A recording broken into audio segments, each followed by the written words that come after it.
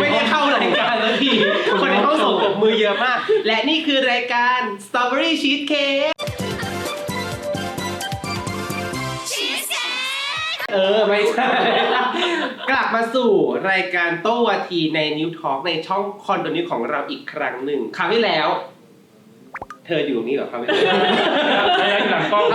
แต่ว่าคราวนี้ออกมาอยู่หน้ากล้องหัวข้อคราวที่แล้วเนี่ยเราโต้วาทีกันไปในเรื่องของครัวปิดติดระเบียงกับครัวปิดติดทางเดินใช่ไหมซึ่งก็เป็นที่ถกเถียงกันมากมายเหลือเกินและหัวข้อในการถกเถียงของเรื่องคอนโดเนี่ยมันก็มีอีกหลากหลายมากๆเป็นที่มาของ EP 2 ในวันนี้เราจะมาถกเถียงกันในปัญหาที่เรียกได้ว่าอะไร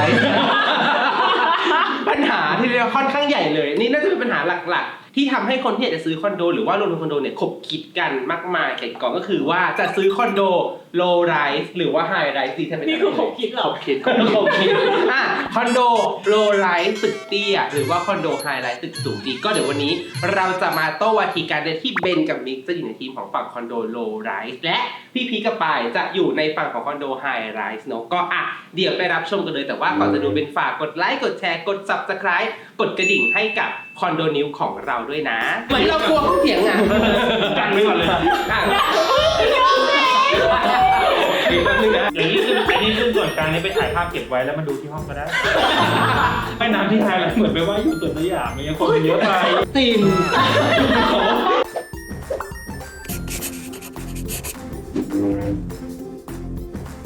แชปเตอร์แรกที่เราจะมาถกเถียงกันในวันนี้คือ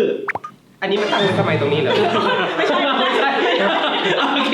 แชปเตอร์แรกคือคอนโดไฮไรส์ทำเลดีกว่าคอนโดโลว์ไรส์ฝั่งไฮไรส์มันยังไงแน่นอนว่าคอนโดไฮไรส์หรือว่าตึกสูงเนี่ยส่วนมากมันจะทำเลมันจะใกล้ถนนใหญ่นั่นเองแล้วก็ส่วนมากติดรถไฟฟ้าการเดินทางสะดวกติดป้ายรถเมล์คือจะเดินทางไปทำงานก็ง่ายเพราะว่ามันใกล้ที่เป็นแบบรถสาธารณะอะไรอย่างเงี้ยแบบเดินทางสะดวกเราแบบคนเมืองส่วนใหญ่แล้วคนที่เลือกอยู่คอนโดอะค่ะเขาอยากได้ชีวิตที่สะดวกสบายเดินทางสะดวกอยู่ใกล้นู่นใกล้นี่ใกล้นั่นติ่มเสียงอะไรกันตกใจใช่แล้วปกติโลไลท์จะอยู่ในซอยใช่ไหมมันก็ต้องเดินทางแบบลำบากกว่าไฮไลท์นิดนึงป่ะแล้วก็มีไฮไลท์อีกแบบหนึ่งที่เป็นลักษณะ mixed use ใช่ mixed use ก็จะมีทั้งร้านสะดวกซื้อห้างสินค้าต่างๆออฟฟิศต่างๆไฮไลท์มันก็จะติดอยู่กับของพวกนี้เลยเดินทางไปทำงานง่ายมากซื้อของกินง่ายมากถูกไหมเราหาแล้วหมดเลยไหมหาแล้วหมดเลยแต่ว่ามันติดถนนไงแล้วเสียงรถมันจะดังไหมรถพยาบาลผ่านเนี่ยนอนไม่หลับไปทำยังไงตอนคงในแง่ของทำเลอะไรนะในแง่ของอะไรนะทำในแง่ของทำเลดีกว่าทำเลดีกว่าเถียงมาเอาแล้วไงแต่เรากำลังพูดว่าอยู่ในประเด็นว่าทำเลดีกว่าไม่ได้เกี่ยวกับเสียงต่างๆแต่ก็เสียงก็ดังเหมือนกันนะแต่ทำเลดีกว่าไงแต่เรามีชัตเตอร์บัสรับส่งเสียงอะไรรอเหรอต้องรอเหรอปกติชัตเตอร์บัสไม่ค่อยแบบพูดได้ไหมได้เพื่อนเลยไม่มีลูกค้าในนี้ปกติชัตเตอร์บัสมันจะรอนานบางทีเป็นรอบไงถ้าเราแบบสามารถกำหนดเวลาตัวเองในการเดินออกมาก็ถึง BTS ถึงถนนใหญ่ถึงรถนู่นนี่นั่นก็ดีกว่าไหมจะมีสาบเลยไม่รู้อะไรเพิ่มไหมก็มีเรื่องรถเสียงดังอะไรอย่างเงี้ยแบบว่าถ้าเกิดอยู่ชั้นไม่สูงมากพอรถมันขับไปขับมาอยู่แล้ว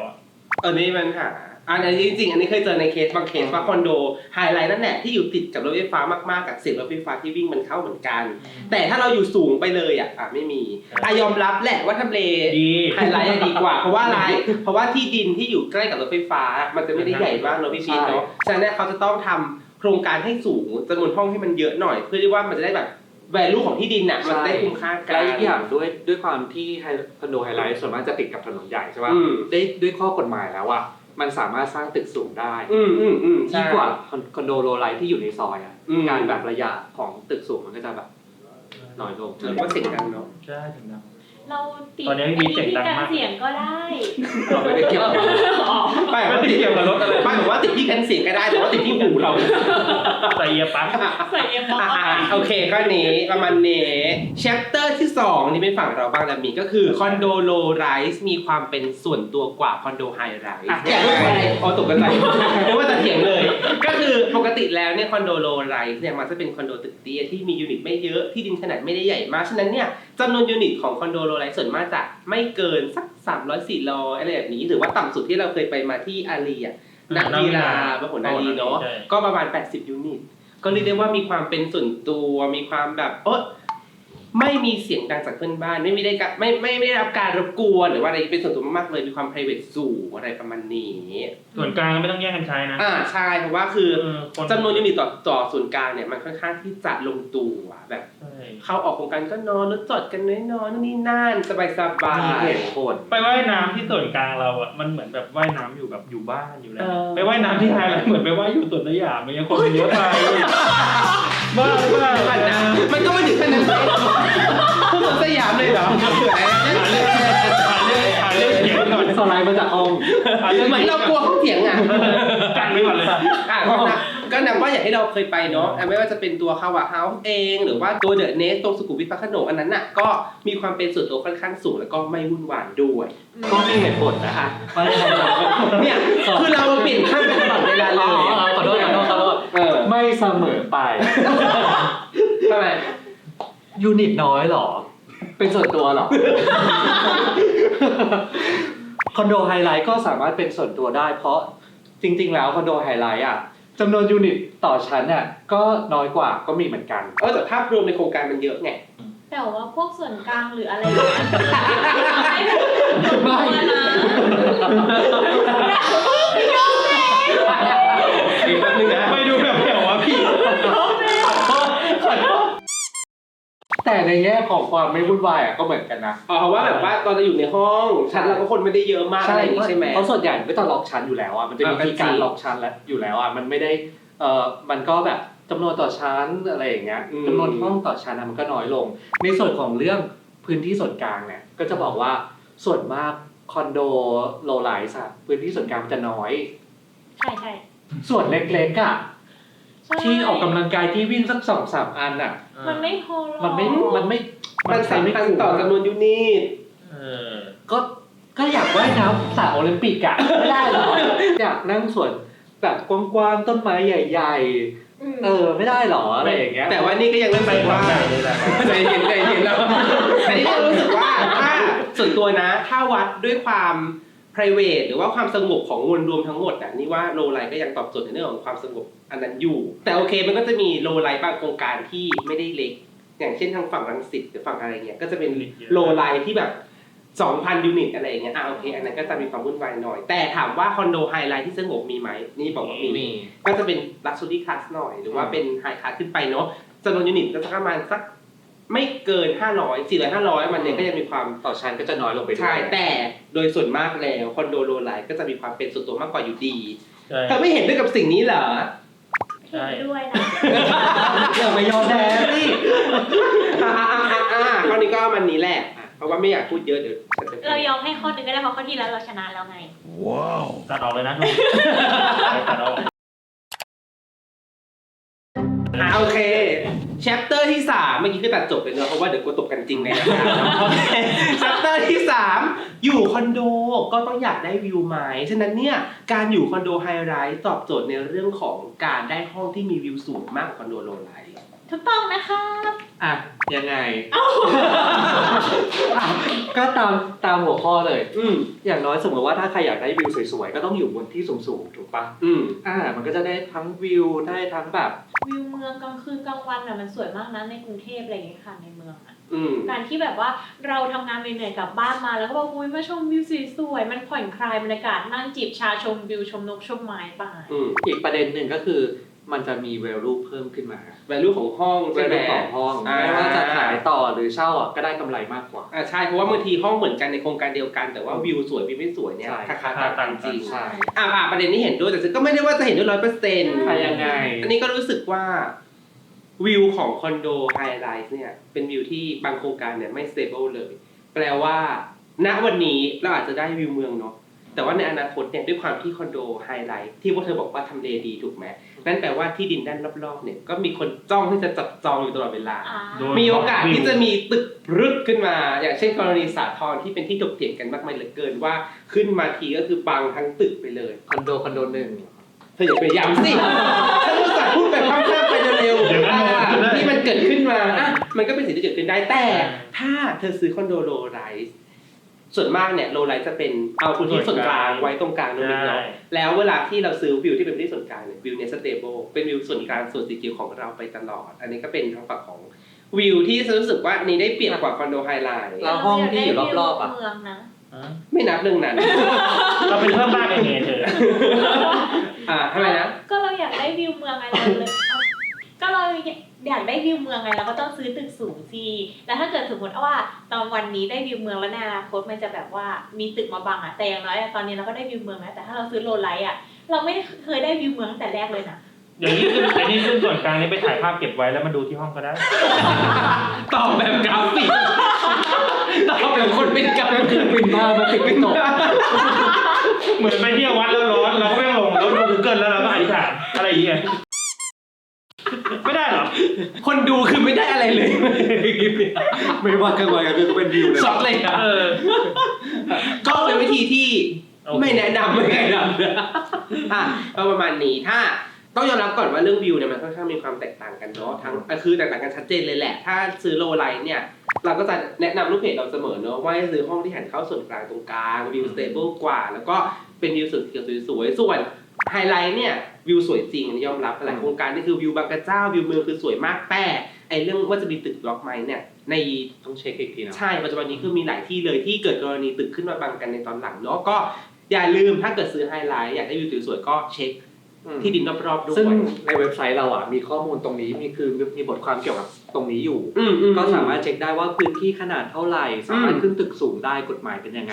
ก็ไปอ่านในบทความได้ครับแต่โดยรวมแล้วก็ view stable ฉันก็แฮปปี้กว่ามาแชปเตอร์สุดท้ายเป็นเทปที่เหนื่อยมากเลยนะเดินรีวิวโครงการสูงเป็น30ชั้นยังไม่เหนื่อยเท่านี้เลยวันนี้ขึ้นเหนื่อยกว่าเดิมมาแชปเตอร์ที่4คอนโดโลไรส์ราคาถูกกว่าคอนโดไฮไลท์วงเล็บเป็นคอนโดที่เซกเมนต์เดียวกันในทำเลเดียวกันราคาต่อตารางเมตรถูกกว่าใช่การมาทุกทางแหละใช่ดักไปเถียงเลยนะเพราะฉันเป็นคนเขียนสคริปต์จะอธิบายแบบนี้เราไปรีวิวโครงการที่อารีมาเนาะแล้วมีคลิปอยู่ในช่องเดี๋ยวขึ้นภาพไปดูคลิปอันนี้เป็นคอนโดที่อยู่ในอารีซึ่งเป็นคอนโดโลไรส์ที่ราคาต่อตารางเมตรเนี่ยถูกมากคือได้คอนโดอารีที่ราคาเริ่มต้นไม่ถึง2ล้านนะเอาอย่างนี้ดีกว่าและเป็นเทียร์ที่เป็นเมนคลาสซึ่งเมนคลาสในอารีเนี่ยโครงการที่เป็นไฮไลท์ก็จะเริ่มต้น4ล้าน3ล้านไปแล้วอะไรอย่างเงี้ยในเทียร์ที่ใกล้ๆกันเนาะก็เลยรู้สึกว่าโลไลท์เนี่ยก็ตอบโจทย์ในเรื่องของราคาเหมือนกันนะบางทีอันนี้ก็เป็นเรื่องจริงเป็นเรื่องจริงแต่อยากจะบอกว่าเมื่อคืออาจบางโครงการอาจจะแตกต่างไม่มากและทีนี้สมมติว่าถ้าเราเอาเงินที่เพิ่มขึ้น10,000-20,000ต่อตารางเมตรเนี่ยมาแลกกับค่าเดินทางมาแลกกับอะไรต่างๆที่เราต้องเสียได้วิวด้วยนะได้วิวด้วยอะไรก็ย้ำให้เขาไงแล้วก็คุ้มค่ากว่าแล้วก็มี value ในอนาคตอาจจะมากกว่าด้วยซ้ำเผื่อเราแบบลงทุนปล่อยเช่านู่นนี่นั่นขายมันก็ได้ราคาที่ดีแล้วปล่อยง่ายกว่าด้วยเพิ่มอีกสักนิดหน่อยอะไรอย่างเงี้ยก็เปรียบเทียบกับคุ้มไม่อยากขายเท่าไหร่ไม่มีตังค์ซื้อขายซื้ออยู่เองนี่คือพูดกับตัวเองคนหรือว่าเถียงกับเขาหรืออะไรพูดลอยๆไปเรื่อยๆอย่างนี้เหรอเถียงเขานี่ก็ไม่มีคอนโทรลแต่เอางี้อันนี้มันก็จริงส่วนหนึ่งแต่จะบอกว่าไม่เสมอไปนะบางทีโลไลท์บางโครงการแวลูเพิ่มเหมือนกันอย่างเช่นถ้าเป็นในโซนสุขุมวิทเนี่ยโลไลท์อย่างเช่นคาบะเฮาส์หรือว่าตัวคอนโดที่เป็นคอนโดริมคลองแอสปายตรงอ่อนนุชอะไรอย่างเงี้ยพวกเนี้ยที่เป็นที่ดินริมน้ำvalue ขึ้นเหมือนกันหรือเป็นคอนโดไฮไรส์ที่อยู่ในจุดที่มันมีจุดขึ้นทางด่วนด้วยหรือว่าคือต้องดูทำเลอีกทีนึงบางทีก็เป็นแบบนั้นแต่ว่าโดยส่วนใหญ่แล้วก็เห็นด้วยที่ว่าคอนโดไฮไลท์เนี่ยบางครั้งเพิ่มเงินอีกนิดนึงก็จะได้เหมือนกับว่าได้ value ในอนาคตเพิ่มได้ความสะดวกเพิ่มด้วยเช่นกันก็จริงๆข้อนี้มันขึ้นอยู่กับแต่ละโครงการแหละแต่ส่วนตัวแล้วก็ยังรู้สึกว่าส่วนใหญ่แล้วเข้าใจไหมส่วนใหญ่แล้วเนี่ยก็จะมีราคาที่ถูกกว่าแล้วก็มีความล่อตาล่อใจกว่าคอนโดไฮไลท์ในทำเลเดียวกันด้วยสำหรับใครที่ งบอาจจะไม่สามารถเพิ่มได้แล้วอะไรอย่างเงี้ยคืองบมีจำกัดเท่านี้จริงๆต้องการอยู่ทำเลนี้จริงๆยอมที่จะอาจจะต้องนั่งชัตเตอร์บัสหน่อยรอชัตเตอร์บัสหน่อยหรือว่านั่งบินหน่อยอะไรแบบนี้เนาะก็ลองดูลองเถียงกันอีกรอบไหมหรือว่ายังไงโมโหแล้วเนี่ย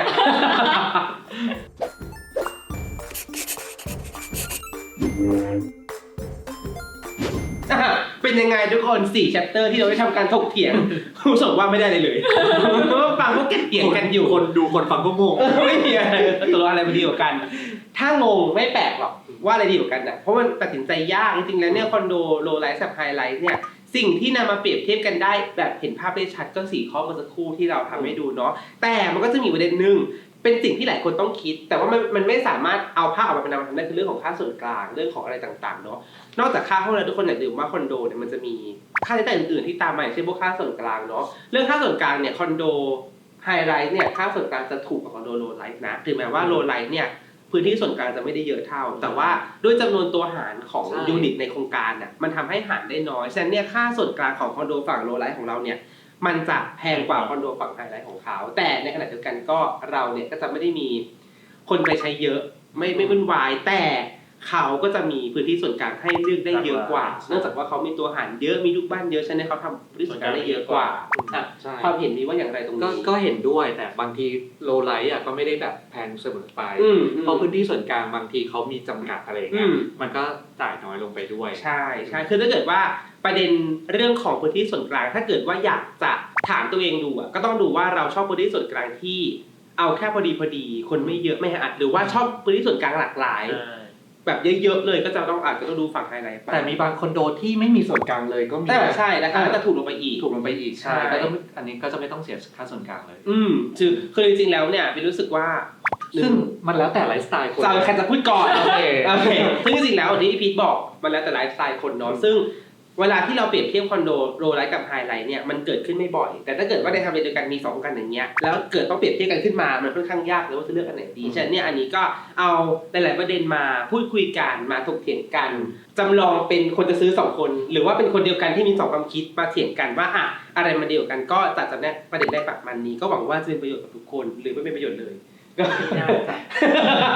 เป็นประโยชน์อันนี้ใครขี้มูกเซนเซอร์เมื่อกี้เซนเซอร์แคกมูกไปแล้วเนาะโอเคก็ประเด็นการถกเถียงโต้เถียงวันนี้ก็จะประมาณนี้สำหรับเรื่องของคอนโดไฮไลท์และก็โลไลท์เนาะเดี๋ยวคลิปหน้าก็จะมีโต้ทีอีกเดี๋ยวเขาจะขอเปลี่ยนรูปแบบการโต้วาทีเล็กน้อยนะก็จะเป็นยังไงก็รอติดตามกันด้วยกันรอติดตามใน EP โต้วาทีคลิปหน้าก็เดี๋ยวจะลงเรื่อยๆเลยถ้าเกิดว่าใครมีประเด็นไหนอยากจะให้เรามานั่งถกเถียงกันอยากจะทราบความเห็นของทีมคอนโดนิวของเราก็สามารถที่จะคอมเมนต์มาใต้คลิปได้เลยนะคะวันนี้ก็ทุกคนต้องขอลาไปก่อนแล้วก็ขอรับประกันนะครับว่าเราไม่ได้มีการไปจิกหัวกันหลังจากถ่ายคลิปนี้เสร็จแน่นอนเรายังรักกันดีเหมือนเดิมยังสามารถส่งคำถามเข้ามาหรือว่าส่งประเด็นการถกเถียงเข้ามาได้เรื่อยๆเลยวันนี้ไปก่อนถ้าเกิดชอบนะครับเป็นฝากกดไลค์กดแชร์กด Subscribe กดกระดิ่งให้กับคอนโดนิวของเราด้วยนะครับไปแล้วบ๊ายบายเจอกันคลิปหน้าครับขอลาตัวไปก่อนลาตัวใจเย็น